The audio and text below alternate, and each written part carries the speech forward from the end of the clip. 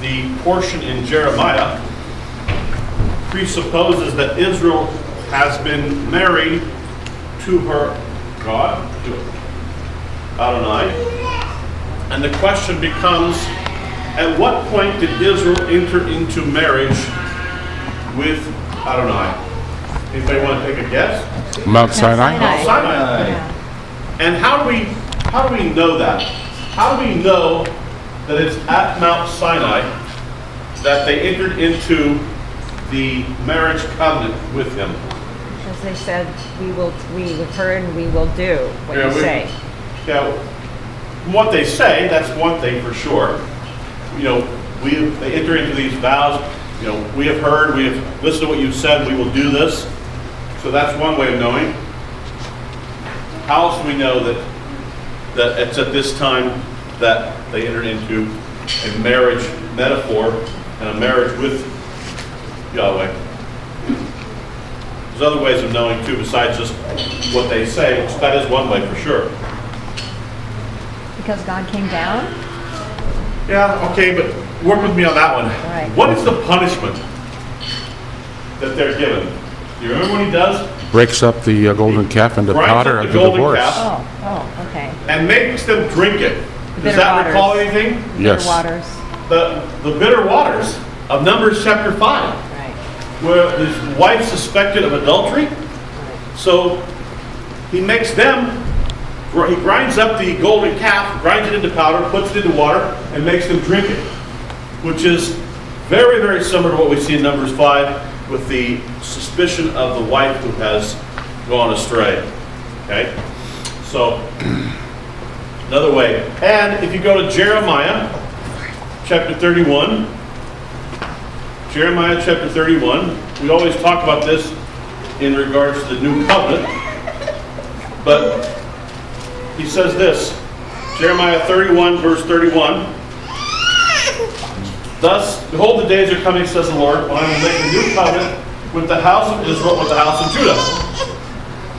Not according to the covenant I made with their father, the day I took them by the hand to lead them out of the land of Egypt, my covenant which they broke, though I was a husband to them, says the Lord." Baal, being used there for the word husband. So, though I was a husband to them. So even there it's mentioning, you know, he took them by the hand, took them out of Egypt, brought them to Mount Sinai, and he said, "I am the Lord your God who brought you out of the land of Egypt to be your God. You shall have no other gods before me." He asks for their exclusive devotion. Okay? Exclusivity in devotion to him. So from that point on, from Sinai forward, the prophets used marriage as a metaphor for God's relationship with his people Israel.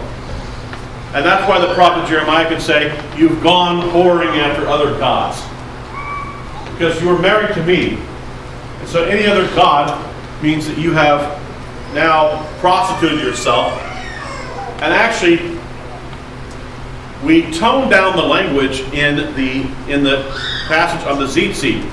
If you go to Numbers chapter 15, Numbers chapter 15, where it talks about the tzitzit, in Numbers chapter 15, starting in verse 37,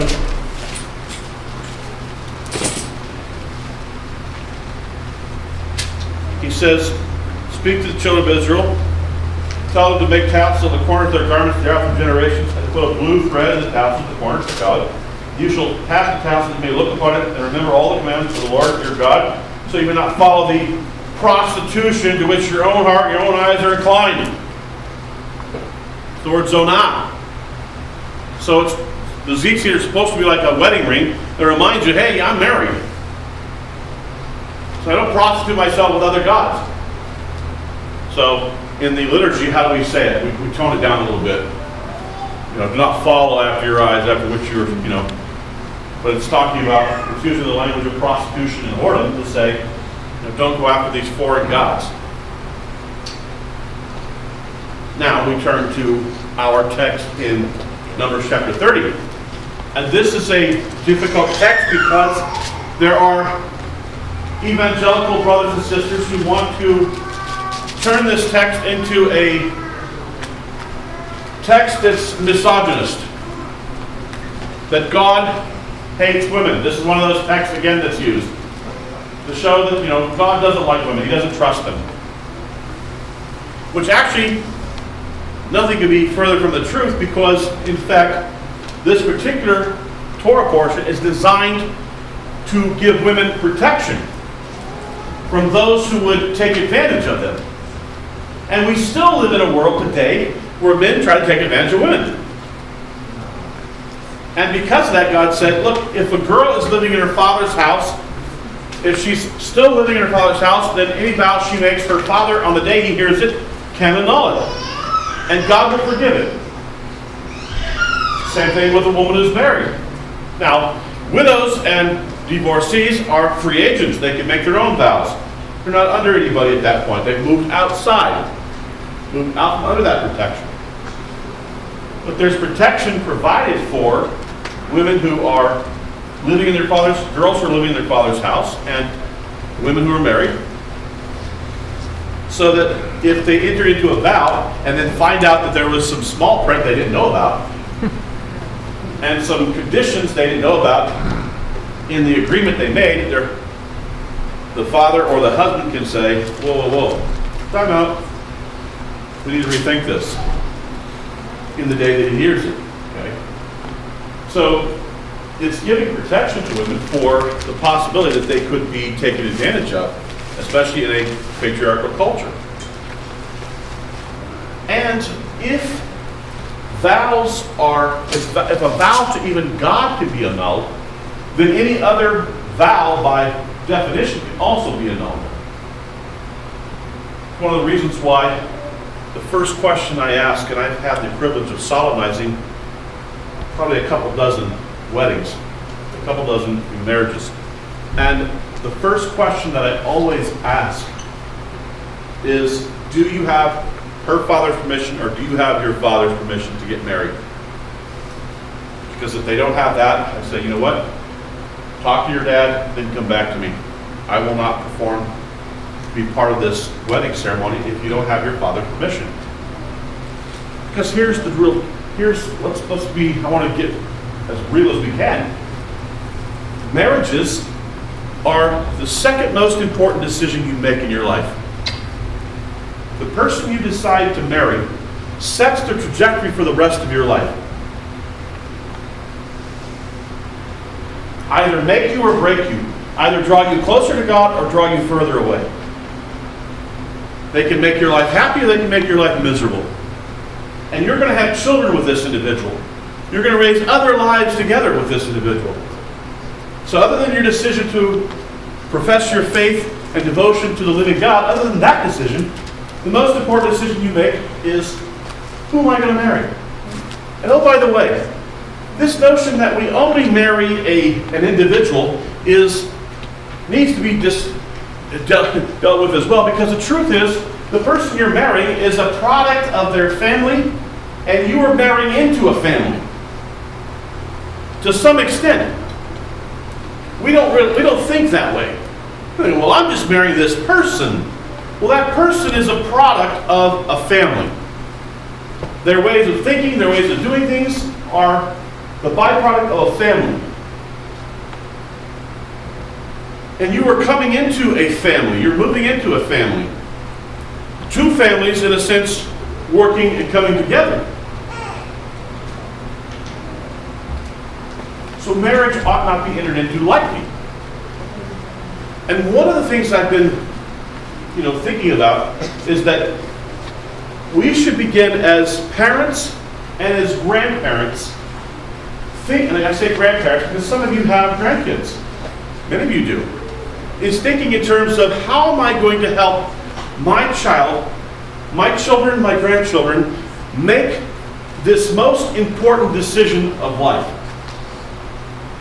Because if we give them education, and they have great jobs, and they have all this good stuff, and then they marry a person who makes their life miserable and draws them away from God, what have we done? If we don't help them come to that place where they say, I want to marry a godly person. So I'm saying that parents, we think, well, they're just 2 years old. They're just 3 years old. I got plenty of time. I'm telling you, you don't have plenty of time. It goes by really quick. It goes by really quick. That's right. And before you know it, they're wanting to walk down the aisle with a person and commit the rest of their life to that person. And that person is going to define the rest of their life to some extent. Whether we want to admit that or not, that person will have an impact. And the very fact that we have a divorce rate of 50%, whether they go to church or don't go to church, we have a divorce rate of 50%, tells me that we've got work to do in this area. And if we can help on the front end of this, if we can work on the front end of this, maybe we can prevent some divorces from happening. And making sure that people enter into a marriage with a person that's healthy, vibrant, and godly, so that they have what they need for the rest of their life.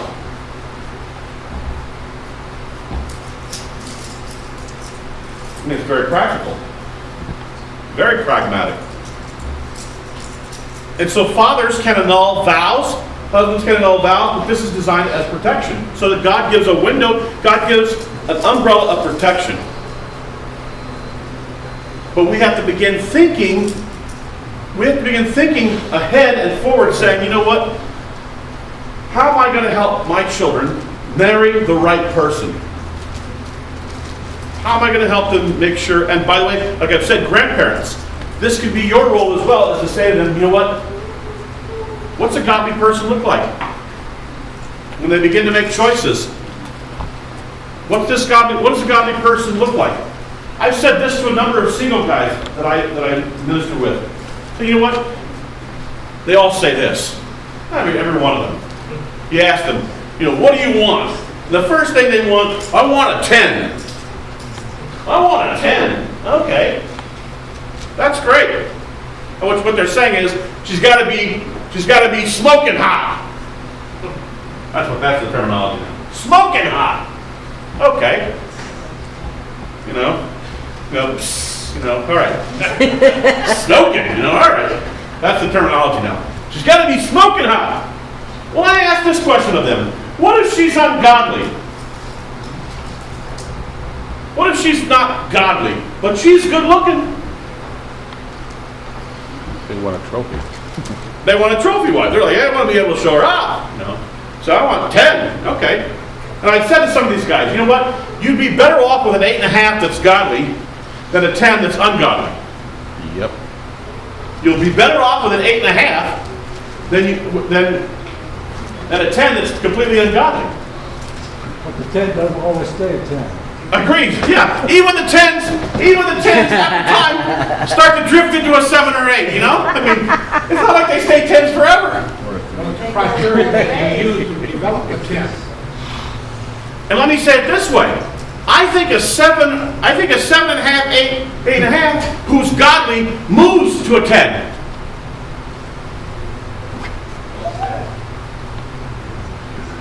We have gotten the criteria in our heads that, well, it's about looks. And we judge people based on looks. And so we have to help our kids and our grandkids to say, you know what?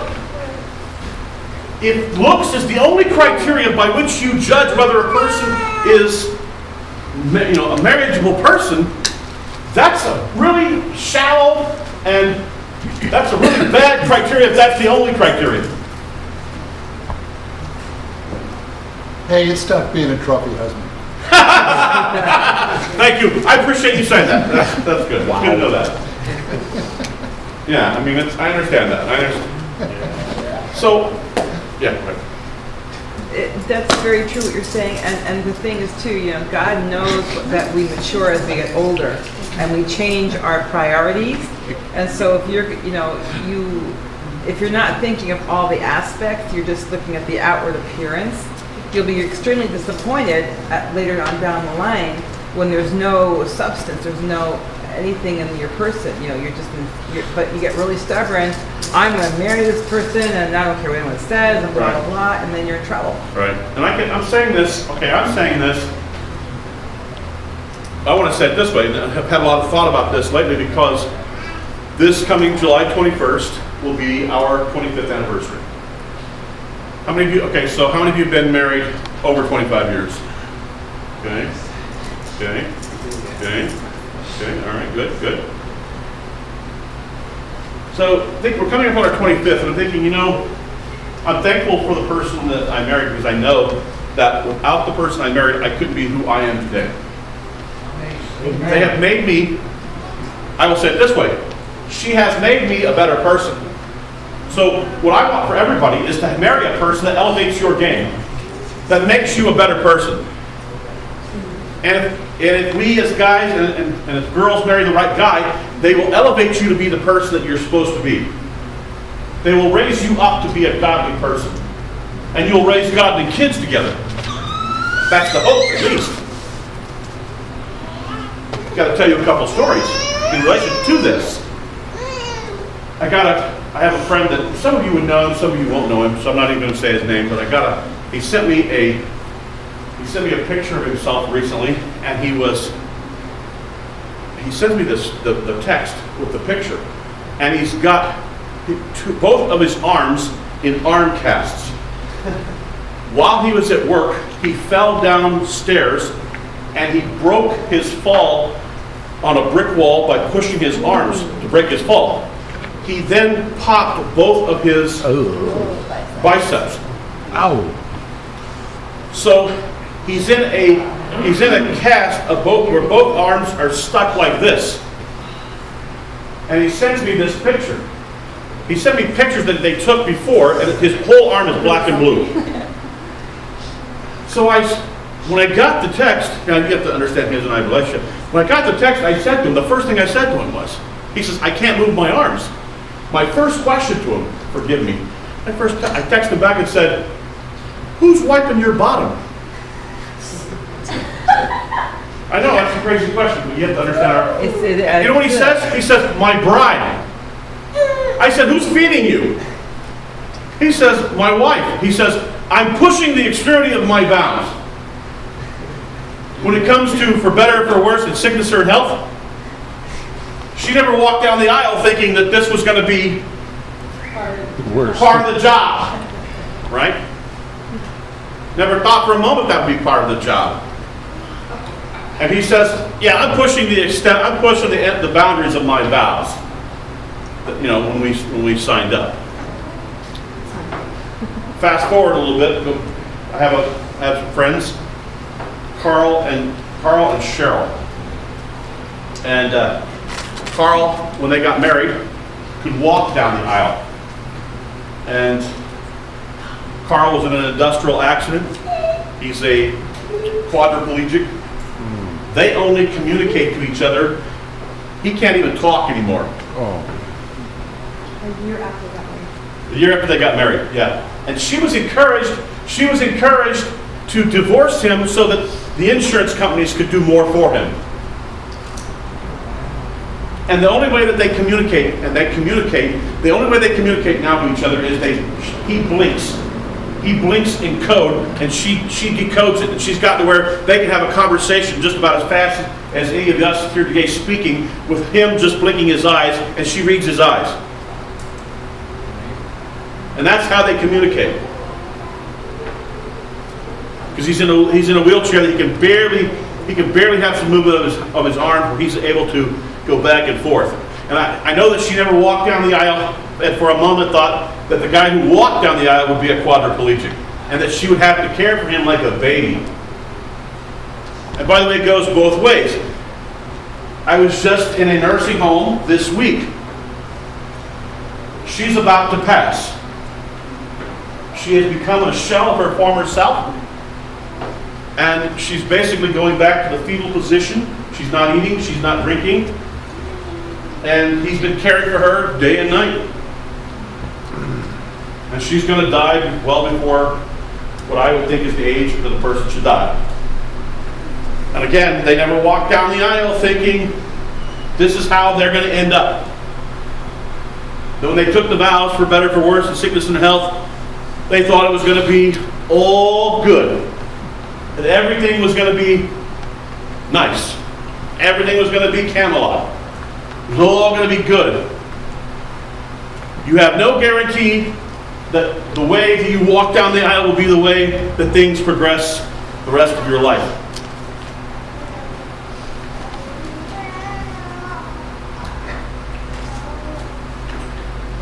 And part of this is because we have a really, really messed up view of what love is. We think love in our culture is a feeling or an emotion. And I'm saying that Hebraically, love has nothing to do with feelings or emotions. For the most part, it has everything to do with service. Defining yourself as the other person's servant. Look at what Eliezer the servant sees in Rachel.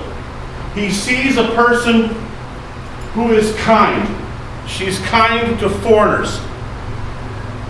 And she serves him. And then she says, "Can I draw water for your animals?" I've often said this. Look how a person treats animals, and that'll tell you how they treat people. Watch how they treat animals, and there's a correlation to how they treat people.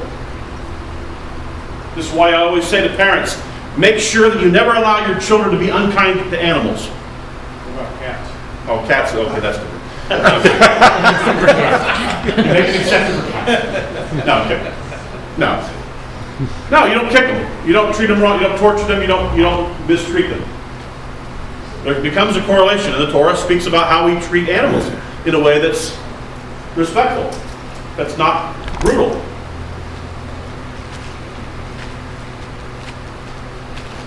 And I want for all of us to think, how do I help my children? Start thinking now. How do I help my children and how do I help my grandchildren marry a person who's godly? You can't start too early. Because they will grow older. And they're going to find somebody else. Now the question becomes, do they find somebody else with your help or without your help? And let me just say it this way.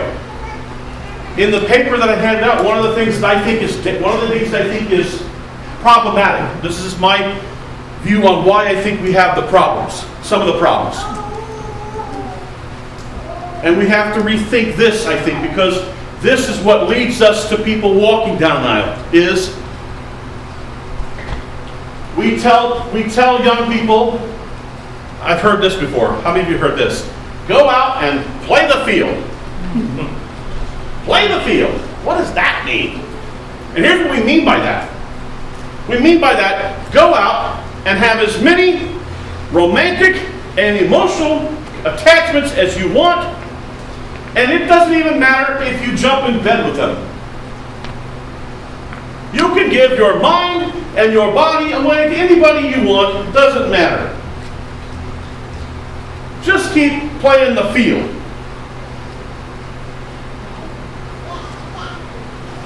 Go out, and what do? You go out, you have some fun, you have relations, and then somebody decides, well, I'm not serious, so see you later. And how many songs do we have about people getting dumped or being the dumper or being the dumpee? Just listen to country music. Country music, that's all it's about.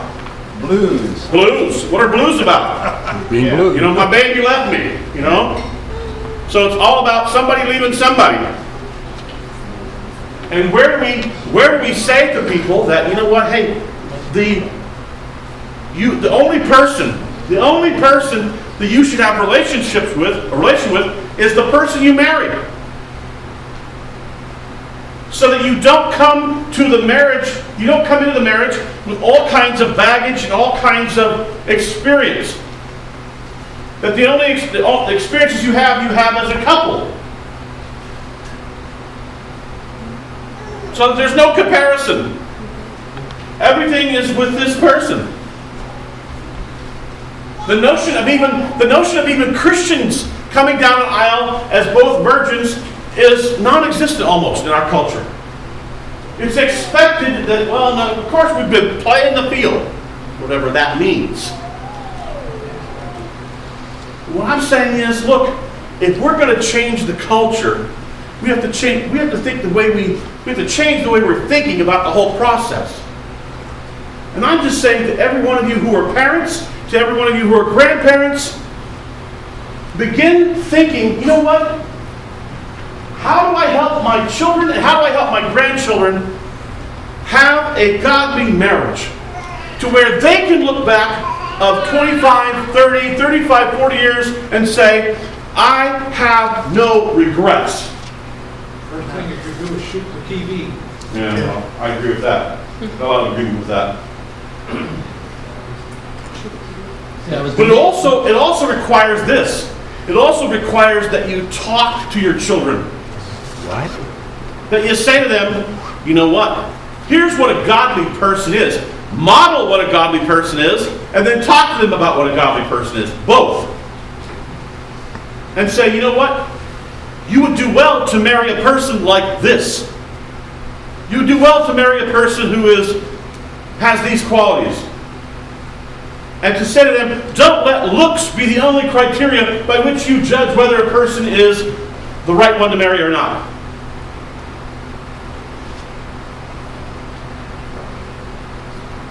We've got to start somewhere in this process because we have, like I said, we have a divorce rate of 50%. And like I said, the numbers don't change when people go to church. You would think, well, the numbers go, you would say to me, well, don't the numbers get better if people go to church? Well, I would say to you, no.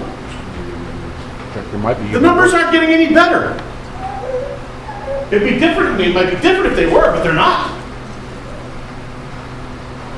So I'm talking real world here when I say this is real Torah. Real Torah is how do we as parents, and grandparents think in terms of helping our grandchildren and children from thinking in terms, and we better start when they're born. You better start when they're born. Thinking in terms of how am I going to help them transition from my house to somebody else's house and marry a person who's godly. Because if they don't marry a person who's godly, the likelihood is they'll be driven towards ungodliness by the person that's not godly that they marry. And the likelihood is they'll end up in a divorce. Just statistical averages. How do we change this? And if I could prevent one more heartache, one more divorce, it's worth it. Yeah.